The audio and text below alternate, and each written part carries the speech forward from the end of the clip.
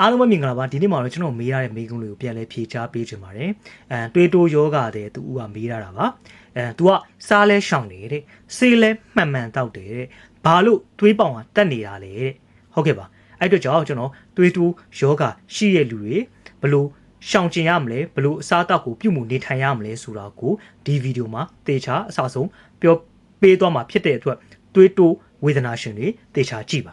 အဓိကတော့ကျွန်တော်ဘာစားလဲဆိုတာတက်ပေါ့နော်ဘယ်အချိန်မှာစားလဲဆိုတာကပို့ပြီးတော့အရေးကြီးတယ်အဲ့ဒါကိုလူတော်တော်များများကတတိမထားတတ်ကြဘူးပေါ့နော်အဲ့အတွက်ကြောင့်ကျွန်တော်တွေးတိုးမတယောက်ရှောင်ရမယ့်အချိန်နဲ့ဒီအစားအစာတွေကိုသေချာပြောပြပေးတော့မှာပဲဖြစ်ပါတယ်ကျွန်တော်တို့တွေးတိုးယောဂရှိတဲ့လူတွေအဓိကမှားတာညစာပါ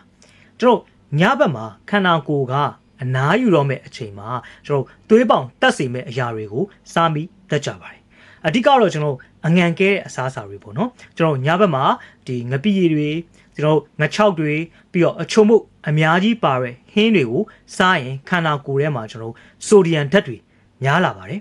ဒါကကျွန်တော်ရေကိုဆွဲရတဲ့အတွက်ဒီသွေးကြောထဲမှာသွေးထုတွေများလာပြီးတော့ကျွန်တော်ညလယ်မှာသွေးပေါင်ချိန်တက်လာတာပဲဖြစ်ပါတယ်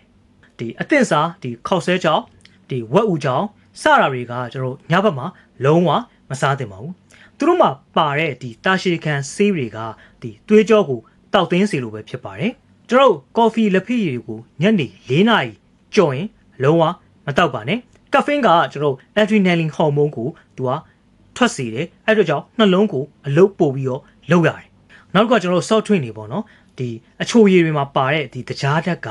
ဒီသွေးကြောနေရံတွေကိုသူကရောင်ရမ်းစေပြီးတော့ရေရှည်မှာကျွန်တော်တွေးတိုးကိုပို့ပြီးတော့စိုးစေပါတယ်ကျွန်တော်ဆေးတောက်တဲ့အချိန်မှာလည်းအစားတောက်တဲ့ဓာတ်ပြူတာတွေရှိတယ်ကျွန်တော် grapefruit tea ကိုစားမယ်ဆိုလို့ရှိရင်เนาะဒီသူ့မှာတွေးကြစေတဲ့အာနီးတင်ကိုသူကလွန်ကဲစေတယ်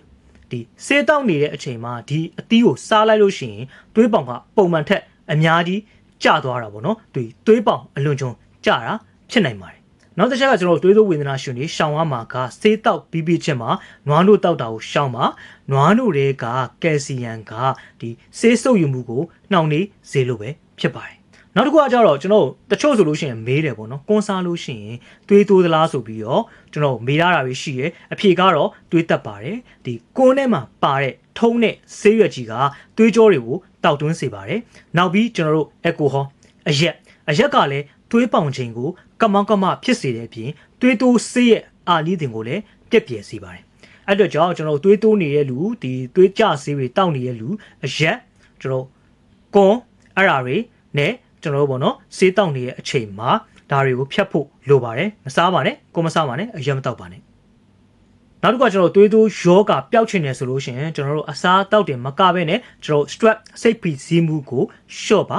ညဘက်ကျွန်တော်တို့8နာရီလောက်အိပ်ဆက်ပါကျွန်တော်အငံလျှော့စားပါပိုတန်စီယမ်တွေကျွဲဝတဲ့အသီးနှံတွေကိုပိုစားပေးပါဒါဆိုရင်ကျွန်တော်တို့ဆေးတောက်နေပေမဲ့လည်းဒီဘေးထွက်ဆိုးချိုးနည်းနည်းနဲ့သွေးပေါင်ချိန်ကိုထိန်းထားနိုင်မှာပဲဖြစ်ပါတယ်ဟုတ်ကဲ့ပါကျွန်တော်တို့စားလိုက်တဲ့အစားအစာတွေကကျွန်တော်တို့အကောင်းဆုံးဆေးဝါးဖြစ်နိုင်တယ်လို့အစိတ်လည်းဖြစ်သွားနိုင်တယ်အဲ့အတွက်ကြောင့်ကျွန်တော်အစားအစာကိုဘလို့ပြုမြူရွေးချယ်စားတော့ရမလဲဆိုတာကိုလည်းတည်သွားပြီလို့ထင်တယ်အဲ့အတွက်ကြောင့်ကျွန်တော်တို့ဆေးတောက်နေပေမဲ့လည်းကျွန်တော်တို့သွေးဘာကြောင့်တိုးနေရလဲဆိုတာလည်းကျွန်တော်တို့အဖြေကိုရှင်းသွားမယ်လို့ထင်ပါတယ်သိချင်တာရှိလို့ရှင်လည်းကျွန်တော်ရဲ့ comment အောက်မှာဝင်ရောက်ပြီးတော့ဆွေးနွေးသွားလို့ရပါတယ်ကျွန်တော်ရဲ့ဗီဒီယိုလေးကိုကြိုက်နေတတ်တယ်ဆိုလို့ရှင်တော့ကျွန်တော်ရဲ့မိသားစုတွေမိတ်ဆွေအပေါင်းအသင်းတွေသိရှိနိုင်ဖို့အတွက် share သွားခြင်းဖြင့်ကူညီပေးပါနောက်ဗီဒီယိုမှာတွေ့ပါမယ်အားလုံးပဲစိတ်ကြမ်းပါရင်ကိုယ်ကြမ်းပါနေနဲ့ပြည့်စုံပါစေ